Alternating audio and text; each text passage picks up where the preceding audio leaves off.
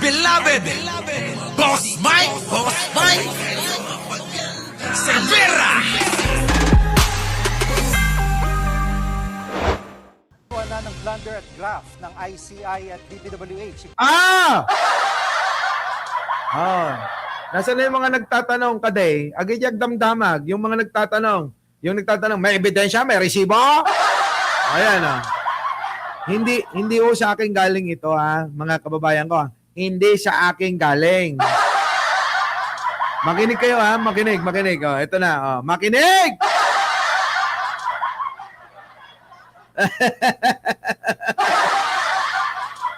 Eto na Pinakakasuhan na ng blunder at graft ng ICI at DPWH si Congressman Martin Romualdez kaugnay sa flood control scam. Sandali lang yan matapos sabihin ni Pangulong Bongbong Marcos na posibleng makasuhan ang kanyang pinsan. Ayun na! Si Pangulong Bongbong Marcos na nga ang nagsabi na posibleng makasuhan si Martin Romualdez. Posibleng makasuhan at nirekomenda, eto makinig kayo kaya nga nangangayayat si Martin.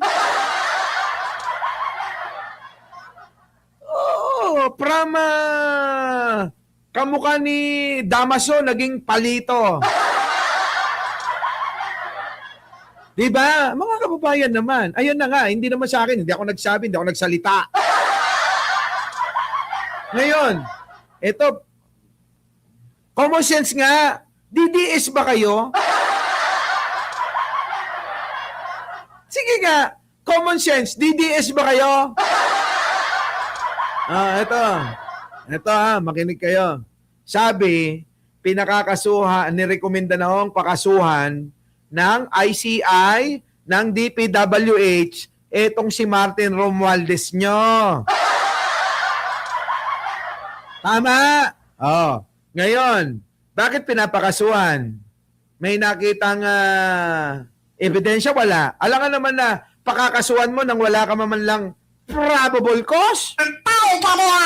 Ganito lang yan. Pag nagkaso kayo, hanapan kayo ng piskalya ng probable cause. Ibig sabihin, ano yung probable cause? Ebidensya yon na maaaring mayroong ka ngang nagawang kasalanan kaya ka idinidimanda. Tama ba? Tama? Tama lang kung may kasalanan. Tama, yun na nga. Yun. Tama kapag may kasalanan. Kaya nga hindi naman ako nagsasabi dito na ako lang na may kasalanan, na may ebidensya, na ayan na nga, pinakakasuhan na. Maging si Pangulong Bongbong Marcos, sinasabi niya, maaari ka na makasuhan si Martin Romualdez. O ngayon, ang tanong ko sa inyo, mayroong ebidensya? Wala. Sige nga. Tanong, sa mga nagtatanong kung may ebidensya. May ebidensya? Wala. Sagot!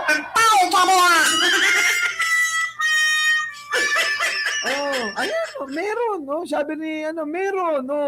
Ngayon, kung meron pala, bakit kayo nagagalit sa akin? Ako naman sinusundan ko lang naman yung mga sinasabi ni Pangulong Bongbong Marcos dito.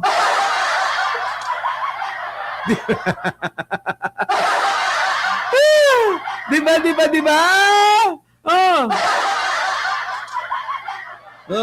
Sabi, Sir Mike, sabi ng isang vlogger nakakilala ko, DDS ka daw dati.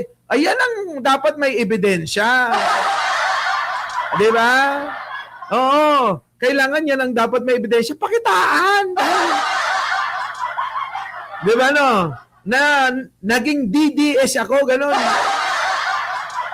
Putik na yan, Okay na. Okay na ba? Okay na. Ano sabi ni Pangulo? Ito, unawain natin, Ito. Hearsay lang yan, ito na mga kababayan ko. Ito, siguro, lumalaganap na Jojo Chavez yung inis ng grupo ng mga Martinico. Ha? Tinuturo na ako na DDS, ano? Paano naman magiging DDS yon? Ha? Sa lahat yata ng mga vlogger nyo, ako lang yung mayroong 1968 na chaleco na ginamit pa ng lolo't lola ko?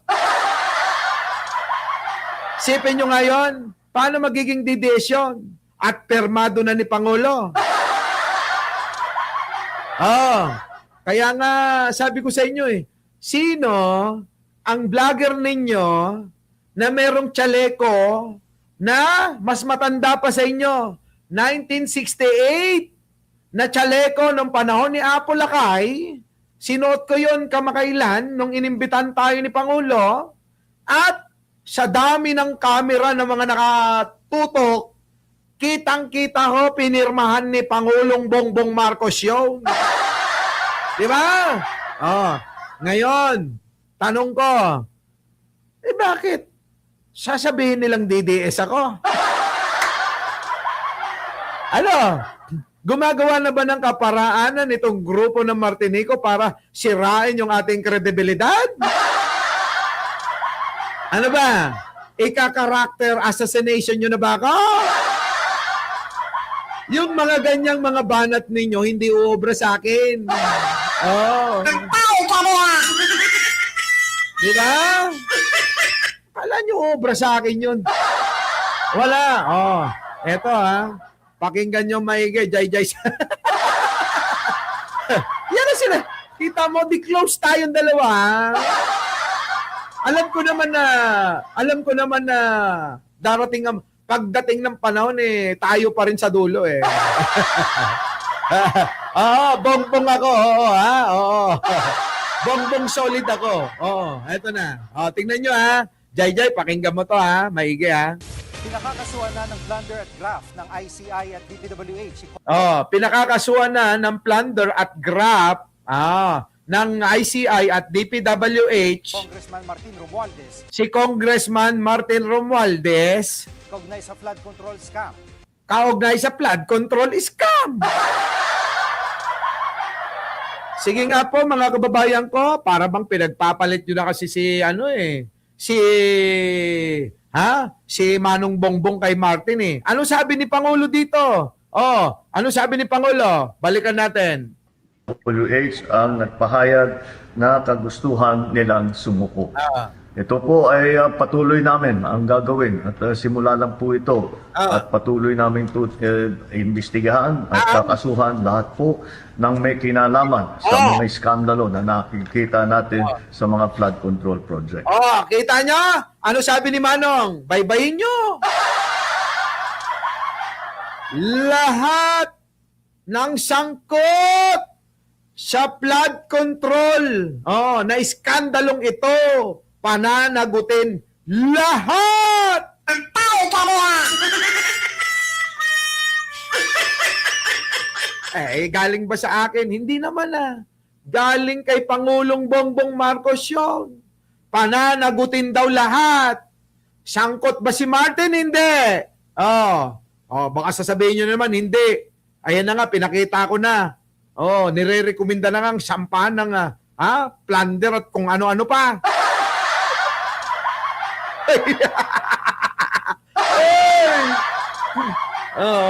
Alam nyo, next topic na daw dahil mainit na ulo. Na ba? Yun! Tao ka mo ha! Kaya wag nyo akong tatanungin na may ebidensya ka ba? Kakalkal talaga ako ng ebidensya. Di ba? Ngayon, ayaw nyo pa akong sagutin May ebidensya ba tayo? Wala. Ang tao ka mo ha! May ebidensya ba tayo? Wala. Ulit-ulit na yan JC, meron ba? Oy, sumagot kayo. May ebidensya ba tayo? Wala. Meron. Meron. So, pwede ba? Huwag na kayo magtanong may ebidensya ka ba? Ba't ba dinadawit mo si Martin? May ebidensya ka ba na nagnakaw si Martin? May ebidensya ka ba? Uy, grabe. Kaya mga kababayan ko, hindi uobra, dito na tayo. Eto na, si Diskaya, mukhang kawawa na ho, mga kababayan, ha? Mukhang kawawa na. Eto na. May karapatan po kayong manahimik. Eto na. Eto na ho, mga kababayan ko. Eto nakakatawa rito. Mga kababayan, natawa ko rito eh. Sa totoo lang. Bakit kanyo? Bakit kanyo? Ayan Wala ba kayong napapansin dito na nakakatawa? Sige nga Wala ba kayong napapansin dito na nakakatawa? Hoy, Jai, tingnan mo. Masakit sa damdamin, Pasko pa naman. Dapat kulang lahat hanggat baka mamaya Jai Sali sabihin sa atin ng mga DDS yan. Ito na mga kababayan. Kung matalas ang mga paningin ninyo, matatawa kayo rito. Ito pong inaaresto sino to? Si Sara Diskaya. Oo, mga kababayan. Tingnan nyo. Hindi. Bukod doon, bukod doon, ito. May karapatan po kayong manahimik. Ano man ang inyong sabihin ay pwedeng magamit pabor laban sa inyo sa anumang Pinasano ng Miranda rights. Yan po yung Miranda rights. Pag inaaresto ka, babasahan ka ng Miranda rights. Tuloy. hukuman dito sa Pilipinas. May karapatan din po kayong kumuha ng sarili nyong abogado at kung wala po kayong kakayahan ay pagkakaloob sa inyo ito ng gobyerno. Naiintindihan niyo po ba yung makarapatan nyo? Nais ko rin po ipaalala sa inyo na ang pagsiserve namin ng warrant na ito ay recorded gamit ang body-worn camera. Nakita nyo? Baka naman meron pa kayo, Meron pa kayo, mga kababayan, Baka meron pa kayong napapansin. Kasi ako, may pansin ako dito. Bakit to kanyo, mga kababayan ko? Sige, mukhang hindi nyo napapansin eh. Eto na. Mga kababayan, nakaraang linggo, ito pong si Diskaya ay sumuko sa NBI. Sumuko sa NBI. Tapos po, nasa kustodiya na siya ng NBI. Tama po ba mali? Nasa kustodiya na ng NBI yan eh. Ngayon, mga kababayan ko, sabi niya, dito na lang ako mas safe ako dito sa NBI kaysa nasa labas ako. Ngayon, eto, mga kababayan ko. Mga kababayan, NBI din mismo ang humuli sa kanya. Sumuko sa NBI, tapos NBI din yung umaresto sa kanya. Diba? So, ibig sabihin, mga kababayan, hindi na lumayo. Parang may warrant na si Sara Diskaya. Arrestuhin nyo na. Habang kakwentuhan mo yung NBI, aarestuhin ka na daw namin. Halika na rito, aarestuhin ka na namin. Ito. Formality. Natatawa lang ako. Kasi, hindi na siya lumayo, Hindi na nahirapan yung NBI na hulihin siya.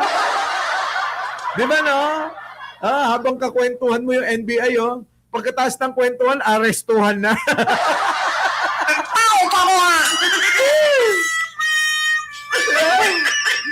Galing din Magaling to si Diskaya. Sabi siguro ni Diskaya, sige na, para hindi ka na mahirapan, para hindi na ako kayo mahirapan na hanapin ako, hindi naman ako katulad ni Bato. Hindi naman ako katulad ng iba dyan na mga nagtatago. Kaya alam nyo mga kababayan ko, itong mga ito kasi, ako lang naman, opinion, pananaw ko lang ito. Simula't simula, hindi naman siguro sila ganyan na talamak talaga na magnakaw. Kaya lang nga po mga kababayan, dahil po sa sistema na umiiral sa ating gobyerno na korupsyon, hindi na talaga mawala yung korupsyon na yan na inabutan pa ni Pangulong Bongbong. Mga kababayan ko inabutan nila kaya kinain na rin sila ng sistema. Kaya alam nyo maraming mga nakukonsensya. Tulad po mga kababayan meron po tayong meron po tayong nakaraan, di ba? Nagbalik ng mga kinikback. Naalala nyo ba yon? Yung pong nagngangalang Gerald, nagbalik po ng sandamakmak na pera. Ako naniniwala po naniniwala ako. Sa akin sa opinion ko. Naniniwala ko na yung mga yan ay hindi talaga likas na mga masasamang tao. Kung hindi, nilamon lang sila ng sistema na nadatnan nila diyan po sa kanilang mga opisina.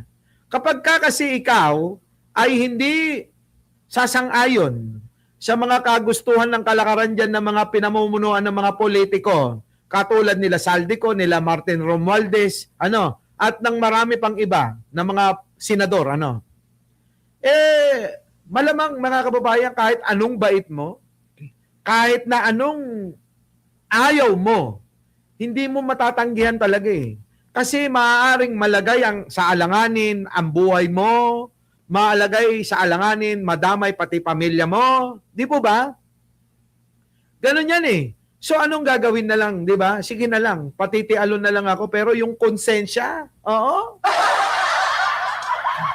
di ba? Yung konsensya na nararamdaman nila, mga kababayan, hindi talaga kaya. At ngayon, andyan na nga, tignan nyo mga kababayan, kusang loob na binabalik po yung pera. Kasi nga, talagang makikita mo na hindi talaga sila ganong klaseng tao. Ibig sabihin, mga kababayan, may kabutihan talaga sa loobin nila. Kaya lang yung sistema, maling sistema na inabot nila, yung po yung hindi nila talagang kayang labanan. Oo, di ba? Tama, mali, di ba, So, anong gagawin natin, mga kababayan ko? Sige na lang. Oo, sige na lang. Sige na lang. Kaysa naman mawalan ka ng trabaho, kaysa naman madamay pamilya mo, malagay ka sa alanganin. Tulad dyan sa Bureau of Customs, di ba? Nung araw, nung panahon ni Digong, marami po diyang mga taong maaayos. Tama po ba? Marami pong maayos. Tama ka dyan, noong 2016, nag-bloom business nila. Yan na nga. Sistema ni Digong Maraming mga pinatay dyan sa Bureau of Customs. Maaaring itong mga ito yun na nga yung sinasabi ko, yung mga matitino na ayaw nilang sumang-ayon sa mga kalakaran o mga sistema ng mga pandarambong pagnanakaw dyan. Ayan, anong ginawa nila? Pinagpapatay nila. Di ba? Ganon din. Ayan, tignan nyo. Ito etong Cabral, ako naniniwala, etong Yusek Cabral, malamang ito kinain din ng sistema. Oo. Hindi niya nakinaya yung problema. Ayan, kita nyo, mga kababayan ko. Di ba? Siya na mismo kumitil sa buhay niya. Di ba? Oo. Yung mga pinuno ng sindikato, makakapal ang mga pagmumukha niyan. Pero karamihan sa kanila pumapayat na. Uy, hindi kinain ng driver yun. Kumain daw sila sa restaurant. Yan, yes po, kaya di sila pinatay dahil hindi nasunod. Kaya yun, mga kababayan ko, syempre, kaysa naman mawalan ka ng, di ba, ng trabaho at mawalan pati buhay mo, tialon ka na lang. Ngayon, ako bumibilib sa mga taong ganun. Yung nasa iyo na yung pera, 40 million yung binalik, 40 million? Nako mga kababayan, ako bumibilib sa ganung tao. Yung bang, imbis na mga kababayan, yung 40 million, marami na nga di ba? Sa 1,000,000 nga, maraming nagpapakamatay eh. 10,000 nga lang eh, pumapatay na yung mga tao eh, di ba? Oh, yung 40 million pa kaya mga kababayan ko na isoli mo, ibig sabihin, ako ha, mga kababayan ko, ibig sabihin, abay, nananalaytay pa rin ang kabutihan, kabutihang loob mo. Oh, dahil hindi mo pa rin kinakaya, tama, yung konsensya na hindi naman talaga iyo. Di ba? Di ba? Mga kababayan, hindi naman talaga iyon eh. Oh. Natupad na ang birthday wish ni Mrs. Coral. Tama ba, mga kababayan ko? Kaya sana, makonsensya ho yung marami at ibalik nyo na yung mga ninakaw nyo, Martin Romualdez tsaka Saldico. Chis Escudero, Pulong Duterte, Sara Duterte, Joel Villanueva, sino pa? Jinggoy Estrada, Ramon Rebella, Binay! Patay ka muna! Maging magandang halimbawa na sa inyo, yung nagngangalang Gerald, na na siya daw regional director sa DPWH. 'Di ba? Dapat maging halimbawa na sa inyo 'yan. Itong ginawa ng mama na ito. Ako sumasaludo, Ako mga kababayan, sumasaludo po ako sa ganun. Na ibinabalik yung pong mga pera na kanilang mga ninakaw. Oh, 'di ba? Hindi kinaya ng konsensya, ito po talaga. Hindi ko po gawain ito kaya nadala lang po ako ng sistema na umiiral diyan sa sa departamento ng DPWH. Kung gano'n ang mangyayari mga kababayan, alam nyo ba, kapag nagsoli ng maraming pera lahat itong mga ito, mga kababayan, hindi na natin kailangang umutang. At marami pong mga mababayarang mga utang ang Pilipinas kapag kasinoli nila yung mga pera na yun. Saludo ako sa kanila ito na, sabi ni Jing Martin, saludo ako sa kanila pag sa akin binalik ang sandamakmak. Maging sabi rito, maging halimbawa na dapat sa kanila si Yusek Cabral, sundan na nila dapat ang yapak. Ayok kayo. Ang tinutukoy ko, yung pong nagsosoli ng mga ninakaw. Di ba? Ayan, correct. Dapat ganon. Kasi mga kababayan, pag sinoli nila lahat yung mga pera, tapos ang problema natin. Ang laking tulong, laking tulong 40 million. Mga kababayan ko, 40 million. Kaya nating gumawa ng isang 100 bahay. 100 pabahay po, mga kababayan, kayang gawin ng 40 million na nagkakasukat lang ng ng kahit nga mga lang 'di ba? Mga 30 square meter, 35 square meter na duplex. Abay masisilungan na ho ng marami nating kababayan yun, 100 bahay na yung magagawa noon, 'di ba? 'Di ba? 'Di ba May? Kaya, alam nyo mga kababayan ko, mas mahalaga to 'di ba? Flood control, muna ituloy lahat. Pwede din na ituloy na lahat yung mga nabinbin na mga flood control, lalong-lalo na dyan sa Bulacan. 'Di ba? Isampal nyo kay Villanueva yung sandamakmak na flood control na yan.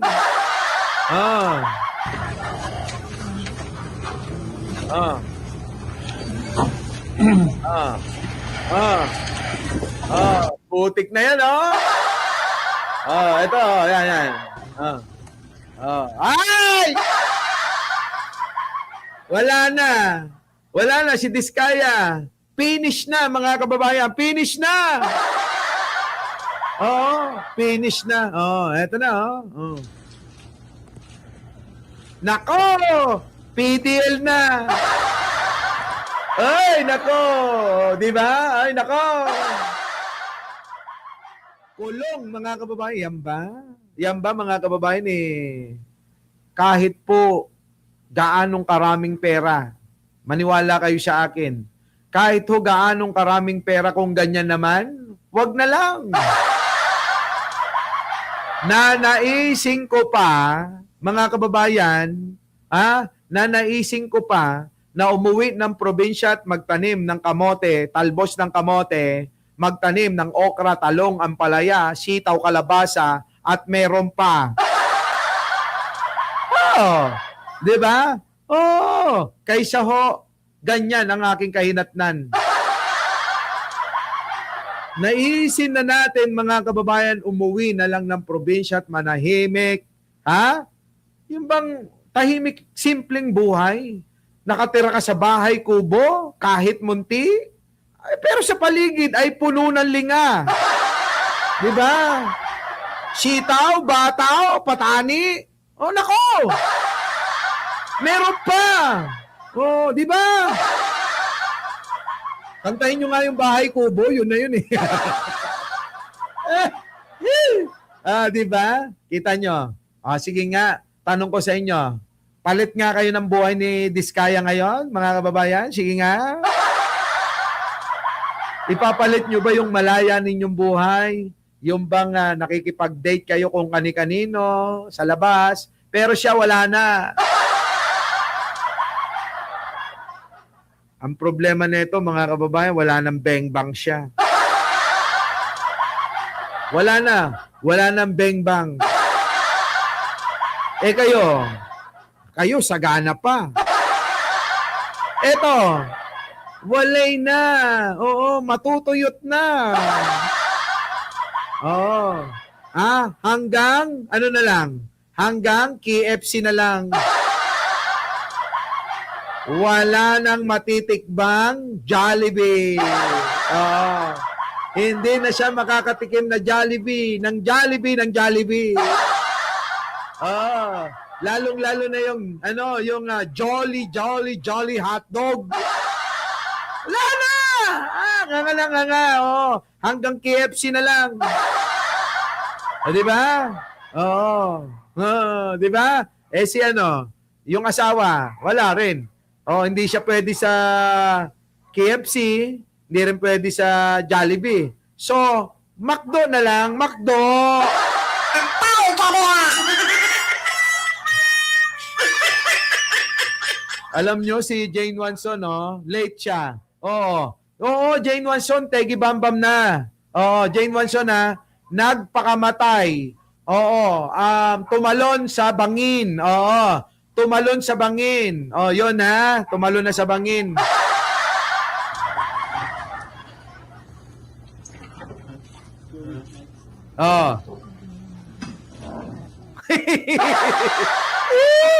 Hindi, mga kababayan ko, hindi nyo ba napansin si Sara Diskaya? Mga kababayan, lumiit na. Pumayat na rin. Pumayat na siya. Patay ka na! Ang payat-payat niya na. Tingnan nyo, mga kababayan ko. Payat na. Payat na. Ayan nawala na yung butsyog na tiyan niya. Sabi ko sa inyo nawala ho yung butsyog na tiyan. Nangayayat ng husto si Diskaya. Walang pagkakaiba kay Martin at kay Saldi. Pare-pare silang nangangayayat dahil sa problema. Di ba? Ang laka. Oy! Ano?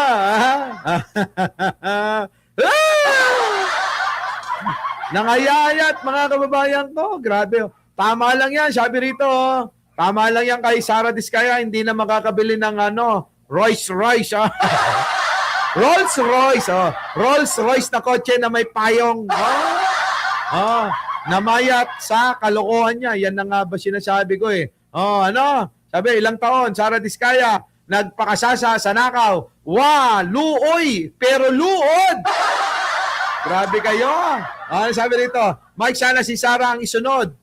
Kay Diskaya. Sino yon? At Escudero, Villanueva, Polong, Saldico, Bato, Bongo, Martin Romualdez, Marcoleta, Chavit Singson, Jengo Estrada, Martin Romualdez uli.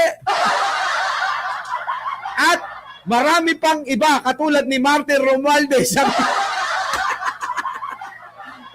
Grabe kayo. Ay! Ay, kariya. Ang dami. Sa dulo meron pa eh. At si Martin Romualdez uli. Grabe kayo. Ano na?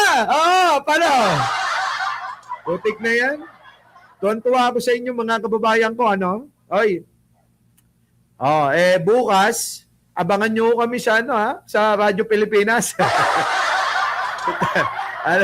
Alam nyo sana, ganito lang kasaya lagi. Oo. Huwag nyo masyadong personalin yung pong mga bagay-bagay na opinion ng mga vlogger na katulad ko. Ano po? Huwag nyo masyadong pinipersonal. Oo. Walang personalan, politika lang. Ang mahalaga, yung bang masaya tayo, gano'n na. Normal lang yung hindi tayo nagkakasundo-sundo. Magkakapatid nga, hindi nagkakasundo-sundo eh. Ito papaliwanag ko sa inyo mga kababayan kasi sa akin lang kayo makakakuha at makakarinig ng mga ganitong paliwanag. Papaliwanag ko Sa mga nagagalit daw sa akin, tulad ni Jojo Chavez, kayo mga kababayan ko, eto yan. Iba-iba tayo ng pananaw. Tama? Di ba? Iba-iba tayo ng pananaw. At sa mga bagay-bagay na pagsasama natin dito, normal lang na hindi tayo magkakasundo-sundo. Tama, mali? Tama yun! Ay, kariya. At alam na alam ko yon. Bakit kanyo, mga kababayan ko? Eto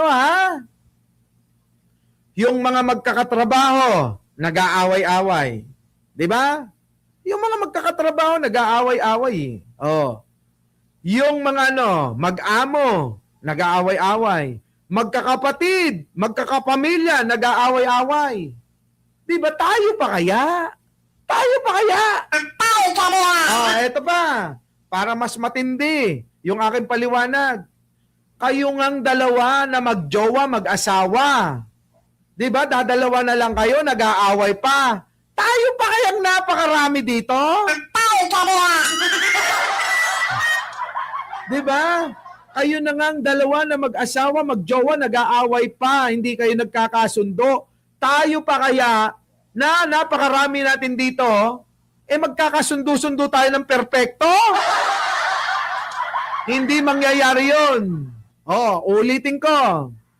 Yung magjowa, mag-asawa, eto, meron pa silang bengbangan, Di ba? May nagbebengbangan pa yon mga kababayan ko. Ay, kariya. Pero, hindi rin sila nagkakasundo.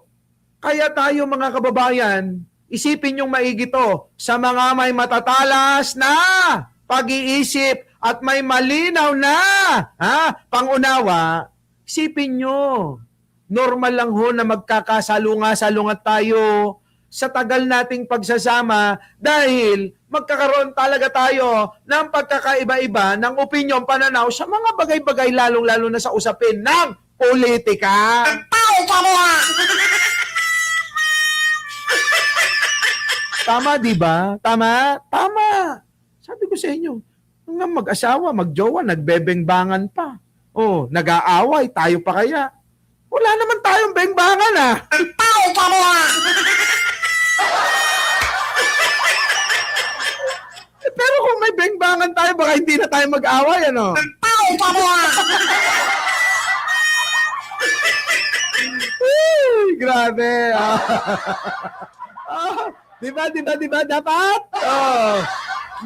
Yan po lagi niyong tatandaan yung katwiran na yan. Normal lang po yan. Tanggap ko yan. At expected ko na yan na talagang dumadating yung panahon na hindi tayo magkakasundo-sundo. Pero hindi yun ang dapat na dahilan, maging dahilan para tayo magkahiwa-hiwalay. Diba? Huwag ganon. Hindi yun ang pwedeng gawing batayan dahil hindi nyo gusto yung aking pananaw. At salungat sa pananaw ninyo, yung aking sinasabi, magkakahiwa-hiwalay na tayo. Siguro, kaya siguro maraming broken family. Tao ka na!